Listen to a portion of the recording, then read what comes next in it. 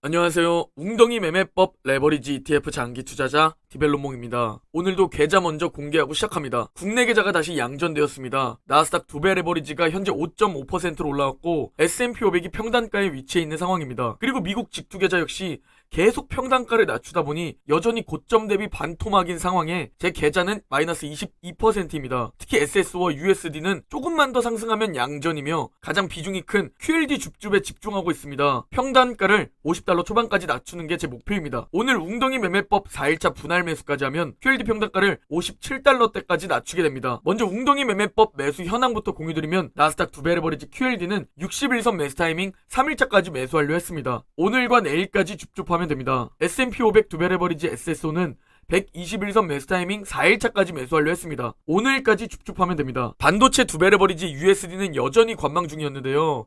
21선 위로 완전히 올라가주며 오늘 조금만 하락해도 21선에 닿게 됩니다. 21선 매수는 선택사항입니다. 매수해도 되고 관망해도 됩니다. 전 이번엔 관망할 계획이고요. 금일 미국 증시는 상승세를 보이다 결국 하락하며 보합으로 마무리했습니다. 미국 증시가 차트적으로 엄청 좋은 자리에서 반등에 성공하면서 상승세를 타나 싶었지만 거래량이 매우 적었습니다. 즉 현재 시장은 오늘 밤 12시에 진행되는 파월 연준 의장의 발언을 기다리며 관망세를 보이고 있다. 조심하고 있다 라고 바라보면 됩니다. 그래서 혹시 모를 리스크에 대비하고자 관망, 차익 실현 매물이 나오며 보합으로 마감했죠. 금일 맵을 살펴보더라도 딱 혼조세임을 확인할 수 있습니다. 오늘 특징주들을 살펴보면 먼저 애플입니다. 애플이 크게 상승하면서 와 미국 증시 상승을 이끄나 싶었는데요. 애플이 크게 상승한 이유는 골드만삭스가 무려 6년 만에 애플의 목표 주가를 상향하며 매수 추천을 했다는 겁니다. 뭐 사실 다 아는 얘기를 이유로 들었는데요. 매수 추천으로 목표 주가를 상향한 이유는 다들 아는 내용이지만 애플의 엄청난 생태계가 서비스 사업 성장에 도움이 될 것이라며 앞으로 5년 동안 애플의 이익 성장은 서비스 분야가 이끌 것으로 전망했습니다. 화면처럼 서비스 분야의 강한 성장이 예상된다는 겁니다. 그런데 우리가 이런 목표 주가, 매수 추천, 매도 추천 이런 리포트 의견에 대해 전혀 신경 쓰지 않아야 될 이유가 있습니다. 바로 골드만삭스는 이번에 매수 의견을 내기 전 2017년부터 현재까지 애플이 계속 급등할 동안 계속 매도 의견을 유지해왔던 기간입니다. 만약 여러분이 골드만삭스가 일을 잘하는 것 같아서 이 말을 듣고 애플 매수를 하지 않았다면 5년 동안 내 자산이 3.5배로 점프하는 걸 놓쳤다는 겁니다. 그래서 전문가, 기관의 의견을 믿지 말라는 겁니다. 이건 우리나라도 마찬가지입니다. 전문가들과 저 같은 유튜버들의 말을 믿지 말아야 합니다. 유명한 전문가들의 말을 듣고 우리나라의 최고 우량주 삼성전자를 급등했을 때 포모 때문에 저 말을 듣고 샀다면 그 누구도 여러분의 자산을 책임져 주지 않는다는 겁니다. 여러분이 스스로 공부하고 참고만 해서 스스로 확신을 가지고 선택해야 하는 겁니다. 그게 저한텐 미국 지수 2배 레버리지인 겁니다. 많은 분들이 3배에 대해 여쭤보시고 조회수 역시 3배가 가장 잘 나오지만 전제 확신이 없으면 투자를 안 하기 때문에 가장 확신이 강한 2배 레버리지에 투자하는 겁니다. 진짜로 여러분들과 오래가기 위해서 말이죠. 추가로 오늘의 특징주는 엔비디아였는데요. 이번에 제출된 미국의 상무부 라이센싱 규정 개정안은 엔비디아에게 꽤나 큰 영향을 줄 것으로 예상됩니다. 물론 검토하는 과정일 뿐이지만 엔비디아는 화웨이에게 기술 라이센싱을 판매하려고 했었는데요. 현재 미국의 모든 반도체 기업들에게 중국은 매우 중요한 시장임은 분명합니다. 과연 이게 어떤 영향을 끼칠지 계속 공유드리겠습니다. 그리고 테슬라가 2% 하락으로 마감했는데요. 테슬라는 미국에서 모델 S와 모델 X의 차량 판매가를 인하한다고 발표했습니다. 지난 1월에 이어서 두 번째 가격 인하 소식입니다. 모델 S는 원화 기준으로 650만원 인하하고 모델 X는 원화 기준으로 1300만원 인하한다고 발표했는데요. 지금 테슬라가 이렇게 하는 건 수요를 견인하기 위해 가격을 낮추는 방법입니다. 이 방법으로 이미 지난 1월 미친 수요 폭증을 경험했었죠.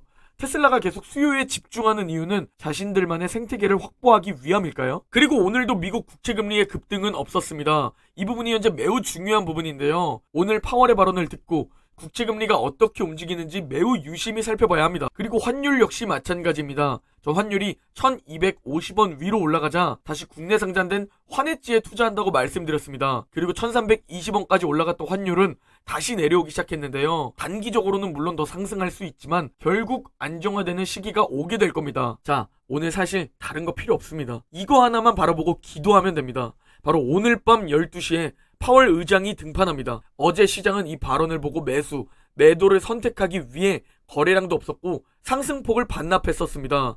즉 현재 관망하고 있다는 것이죠. 제가 파월의 발언을 새벽에 최대한 빠르게 공유드리겠습니다. 여기서 우리가 뭘 중요하게 바라봐야 하냐면 당연히 지난달 언급했던 디스인플레이션이 시작되었다는 그 자신감, 이 스탠스를 지금도 유지하는지가 중요합니다. 왜냐면 시장은 이 발언 때문에 큰 상승을 보였었기 때문이죠. 그런데 문제는 파월이 저 발언을 하자마자 마치 입이 방정이라고 하는 듯이 고용보고서가 미친 듯이 강하게 발표가 되며 긴축 우려가 더 심화되었다는 겁니다. 파월이 말한 것과는 반대되는 데이터가 나온 거죠. 그리고 이후 CPI도 발표되었었는데 파월이 자신감 있게 말한 디스인플레이션은 그대로 사라질 것만 같은 수치가 발표되었습니다. 예상치를 상회했고 인플레이션 둔화세가 감소되었다. 인플레이션이 안 잡히는 거 아니야? 라는 우려와 함께 긴축 우려가 심화되었다는 겁니다. 이러니까 다시 시장의 기준금리 전망은 기존 전망보다 상승시켰죠. 아무리 봐도 이 데이터들을 봤을 때 연준이 긴축을 지속하고 기존 전망보다 더 높게 더 오래 유지할 것 같기 때문입니다. 그리고 이제 파월이 다시 등판을 하는데 이 디스인플레이션에 대한 스탠스를 유지해주는지 아니면 저번에 말한 디스인플레이션은 내가 너무 빠르게 받아들였다,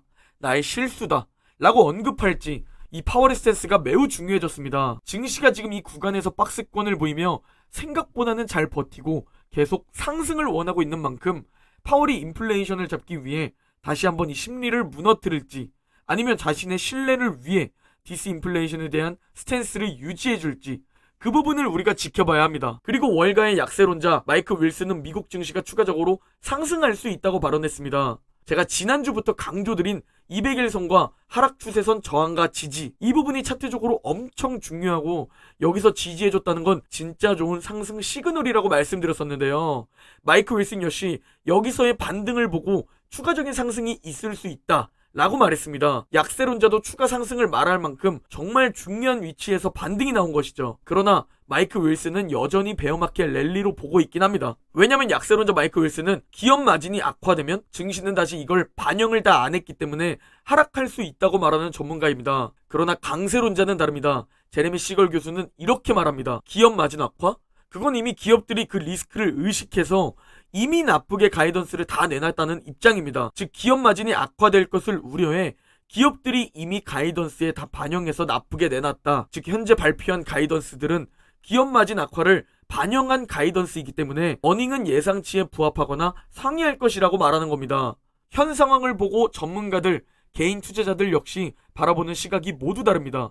누구는 숏에 베팅하고 누구는 롱에 베팅하죠. 하나 확실한 건 비관론이 넘쳐날 때 그때 증시가 하락하지만 바닥이었다는 겁니다. 그리고 이번에 이미 비관론은 2번이나 크게 달했었죠.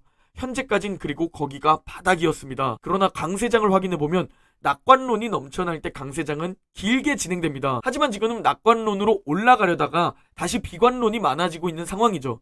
이는 다시 한번 하락이 나타날 수도 있다 라는 것으로 해석될 수 있습니다. 과연 찐바닥은 어디일까요? 한 번 더 찐바닥이 있을 수도 아니면 이미 지나갔을 수도 그건 아무도 알 수 없습니다.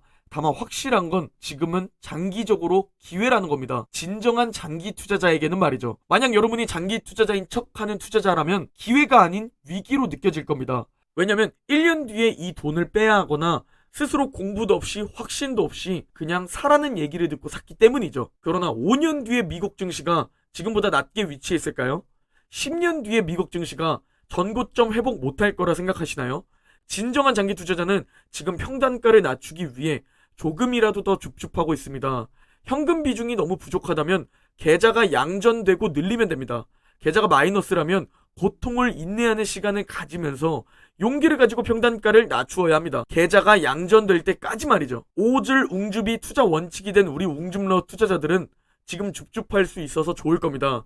저 역시 $50 초반까지 평단가를 낮추고 싶습니다. 그래야 전고점 회복할 때 제 계좌 수익률이 100%, 2배가 되기 때문이죠. 그리고 우리가 오즐 구간에 돌입해 있을 때 뒤늦게 줍줍하는 99%의 투자자들이 우리 자산을 또 상승시켜 줄 겁니다. 그리고 그 대다수의 투자자들은 증시가 또 하락할 때 팔고 도망가며 그렇게 대다수의 투자자들은 자산을 점점 갉아먹고 최대한 오래 보유하는 극소수 투자자에게 그 자산을 넘겨주게 되는 구조입니다. 그러니 최대한 오래 보유하는 진정한 장기 투자자가 됩시다. 오늘 영상은 여기까지입니다. 모두 행복한 하루 보내시고 그럼 내일 영상에서 뵙겠습니다.